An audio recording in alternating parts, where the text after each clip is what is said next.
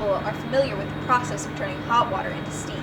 But did you know that a biomass facility uses the same technology to turn hot water into steam and use it in a lot of different ways? Today we're going to walk you through the steam cycle in a power plant, and also superheated steam, dry steam, and saturated steam. Let's do a quick overview of the steam cycle. The steam cycle all starts basically when tap water is piped into the plant site. It goes through an RO unit, which is a reverse osmosis unit. From the RO unit, that purified water goes into a DST, which is a Demon storage tank. From the Demon storage tank, the condenser hot well is filled. The condenser hot well is where the condensate pumps get their water supply from.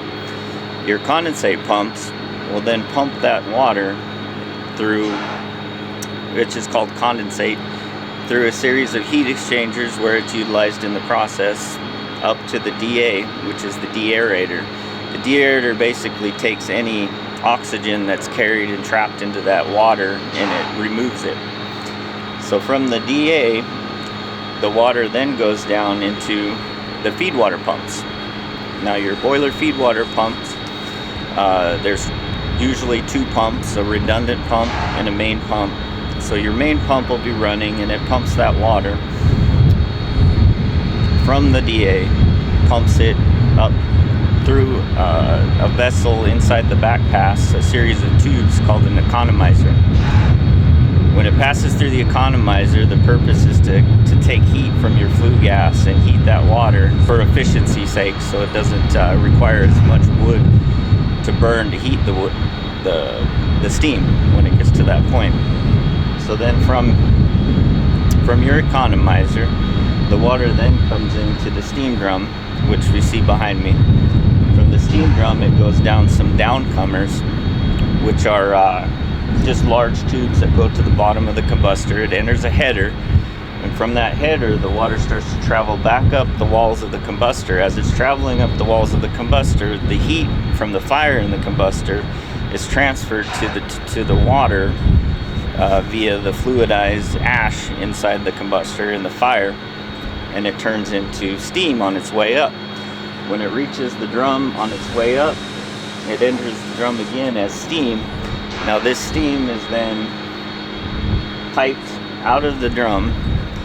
It goes to some auxiliary equipment, and it'll go down to another header where it enters your steam-cooled enclosure. The steam-cooled enclosure is basically the walls of your backpass, which is where the backpass is what contains your superheaters and your Economizer and holds all that flue gas that's being utilized to heat the steam and water. The steam then passes through the water walls in the backpass, and then it goes into your superheater. Now, you have a primary superheater and a secondary superheater.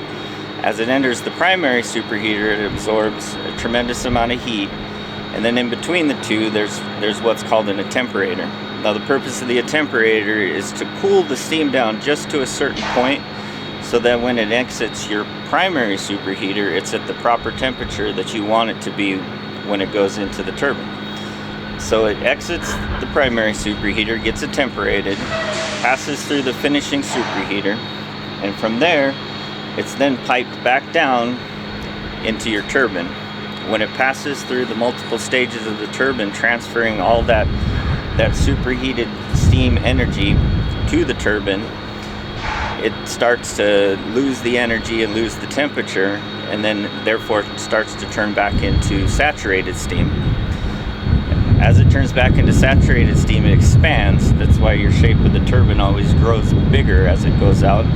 By the time it reaches the final stage, the majority of the energy has been utilized, and that steam, which is now saturated steam, goes back into the top through a crossover duct into the top of your condenser. Circ water runs through the tubes in your condenser as a cooling medium, so when that steam contacts the tubes that are cooled with circ water, it condenses back into condensate, goes into the hot well, and starts the cycle all over again. As mentioned, explained by interim plant manager Bob Crane.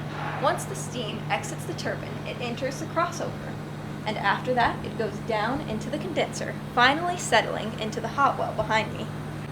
Thank you so much for watching. Join us next time for an exclusive, exciting look inside this facility's water cooling system.